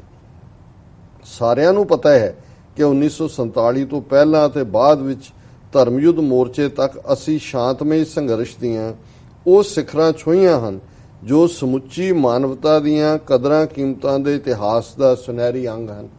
ਹੁਣ 2 ਲੱਖ ਤੋਂ ਜ਼ਿਆਦਾ ਗ੍ਰਿਫਤਾਰੀਆਂ ਸਿੱਖਾਂ ਨੇ ਦਿੱਤੀਆਂ ਨੇ ਧਰਮ ਯੁੱਧ ਮੋਰਚੇ 'ਚ 1982 ਤੋਂ 1984 ਤੱਕ, ਜਦੋਂ ਕਿ ਫਾਈਨਲ ਭਾਰਤੀ ਫੌਜ ਨੇ ਟੈਂਕਾਂ ਤੋਂ ਪਰਾਂ ਹਮਲਾ ਕੀਤਾ। ਗਾਂਧੀ ਦੀ ਕੁਇਟ ਇੰਡੀਆ ਮੂਵਮੈਂਟ 'ਚ 28-30 ਹਜ਼ਾਰ ਤੋਂ ਜ਼ਿਆਦਾ ਸਾਰੇ ਹਿੰਦੁਸਤਾਨ 'ਚ ਗ੍ਰਿਫਤਾਰੀਆਂ ਨਹੀਂ ਸੀ। ਉਹਨਾਂ ਨੇ ਕਿਹਾ ਜੀ ਅਸੀਂ ਸ਼ਾਂਤਮਈ ਸੰਘਰਸ਼ ਦੀਆਂ ਵੀ ਸਿਖਰਾਂ ਛੂਹੀਆਂ ਨੇ, ਪਰ ਜਦੋਂ ਕੋਈ ਸੱਤਾ ਦੇ ਨਸ਼ੇ ਵਿੱਚ ਅੰਨਾ ਤੇ ਬੋਲਾ ਹੋ ਜਾਂਦਾ ਹੈ, ਹੁਣ ਇਹ ਹੈ ਲੈਂਗੁਏਜ ਜਿਹੜੀ ਭਗਤ ਸਿੰਘ ਨੇ ਵੀ ਅੰਨੇ ਤੇ ਬੋਲੇ ਦੀ ਕਹੀ ਸੀ ਕਿ ਵੀ ਅਸੀਂ ਕਿਉਂ ਹਥਿਆਰਬੰਦ ਸੰਘਰਸ਼ ਤੇ ਆਏ, ਕਿ ਜਦੋਂ ਕੋਈ ਸਰਕਾਰ ਅੱਖਾਂ ਤੋਂ ਅੰਨੀ ਤੇ ਕੰਨਾਂ ਤੋਂ ਬੋਲੀ ਹੁੰਦੀ। ਉਹਨਾਂ ਨੇ ਇਹ ਕਿਹਾ ਜਦੋਂ ਕੋਈ ਸੱਤਾ ਦੇ ਨਸ਼ੇ ਵਿੱਚ ਅੰਨਾ ਤੇ ਬੋਲਾ ਹੋ ਜਾਂਦਾ ਹੈ, ਉਸ ਵਕਤ ਸੰਘਰਸ਼ ਜ਼ਰੂਰੀ ਅਤੇ ਪਵਿੱਤਰ ਹੋ ਜਾਂਦਾ ਹੈ। ਖਾਲਸਾ ਸੰਘਰਸ਼ ਉਦੋਂ ਹੀ ਕਰਦਾ ਹੈ ਜਦੋਂ ਹੋਰ ਹੀਲੇ ਨਿਸਫਲ ਹੋ ਜਾਂਦੇ ਹਨ, ਜਿਵੇਂ 10ਵੇਂ ਪਾਤਸ਼ਾਹ ਦਾ ਫਰਮਾਨ ਹੈ, ਚੁੰਕਾਰ ਅਜ਼ ਹਮਾ ਹੀਲ ਤੇ ਦਰਗੁਜ਼ਸਤ, ਹਲਾਲ ਅਸਤ ਬੁਰਦਨ ਬਾ ਸ਼ਮਸ਼ੀਰ ਦਸਤ। ਹੋਵੇ ਕੰਮ ਨਾ ਪੂਰਾ ਜੇਕਰ ਹੀਲੇ ਕਰ ਥੱਕ ਜਾਈਏ, ਹੈ ਹਲਾਲ ਨਾਲ ਤਲਵਾਰਾਂ ਹੱਥੀਂ ਫੜ ਫੜ ਵਾਈਏ। ਅੱਜ ਖਾਲਸਾ ਪੰਥ ਦੇ ਸਾਹਮਣੇ ਵਿਚਾਰ ਦਾ ਨੁਕਤਾ ਇਹ ਨਹੀਂ ਕਿ ਖਾੜਕੂ ਸੰਘਰਸ਼ ਲੜਿਆ ਜਾਏ ਜਾਂ ਸ਼ਾਂਤਮਈ, ਜਿਵੇਂ ਅੱਜ ਵੀ ਡਿਬੇਟ ਹੈ ਜੀ ਹੁਣ ਸ਼ਾਂਤਮਈ ਹੋਏਗੀ ਜੀ, ਹੁਣ ਦਿਮਾਗ ਦਾ ਜ਼ਮਾਨਾ ਆ ਗਿਆ ਜੀ, ਹੁਣ ਕਲਮ ਦਾ ਜ਼ਮਾਨਾ ਆ ਗਿਆ ਜੀ। ਹਮੇਸ਼ਾ ਹੀ ਕਲਮ ਦਾ ਜ਼ਮਾਨਾ ਦੀ ਪਹਿਲੀ ਤੁਹਾਡੀ ਜਾਂ ਸ਼ਾਂਤਮਈ ਦਾ ਹੁੰਦਾ, ਜਦੋਂ ਬੰਦ ਹੋ ਜਾਂਦਾ ਫਿਰ ਤੁਹਾਡੇ ਕੋਲ ਕੋਈ ਚਾਰਾ ਨਹੀਂ ਹੁੰਦਾ। ਉਹ ਫਿਰ ਸਾਡੇ ਗਾਤਰੇ ਗੁਰੂ ਨੇ ਕਿਰਪਾਨ ਪਾਈ ਹੋਈ ਹੈ। ਉਹਨਾਂ ਨੇ ਕਿਹਾ ਡਿਬੇਟ ਇਹ ਨਹੀਂ ਹੈ ਕਿ ਲੜਾਈ ਖਾੜਕੂ ਸੰਘਰਸ਼ ਹੋਏ ਕਿ ਸ਼ਾਂਤਮਈ। ਸਾਡੀ ਵਿਚਾਰ ਸ਼ਕਤੀ ਇਸ ਨੁਕਤੇ ਤੇ ਕੇਂਦਰਿਤ ਹੋਣੀ ਚਾਹੀਦੀ ਹੈ ਕਿ ਖਾੜਕੂ ਸੰਘਰਸ਼ ਵੱਡੇ ਅਸੂਲਾਂ ਅਤੇ ਇਲਾਹੀ ਕਦਰਾਂ ਕੀਮਤਾਂ ਅਧੀਨ ਹੀ ਲੜੇ ਜਾਣ ਅਤੇ ਤਲਵਾਰ ਦੁੱਖ ਦੇਣ ਲਈ ਨਹੀਂ ਸਗੋਂ ਸੁੱਖ ਲਿਆਉਣ ਲਈ ਉਠਾਉਣੀ ਚਾਹੀਦੀ ਜੀ। ਕਿ ਜਿਹੜੀ ਹੈ ਜੈ ਤੇਗੰਗ ਹੈ ਖਗ ਖੰਡ ਬਿਹੰਡੰ ਖਲਦਲ ਖੰਡੰ ਸੁਖ ਸੰਤਾ ਕਰਣੰ ਦੁਰਮਤ ਧਰਣੰ ਕਿਲ ਬਿਖ ਹਰਣੰ ਅਸਰਣ।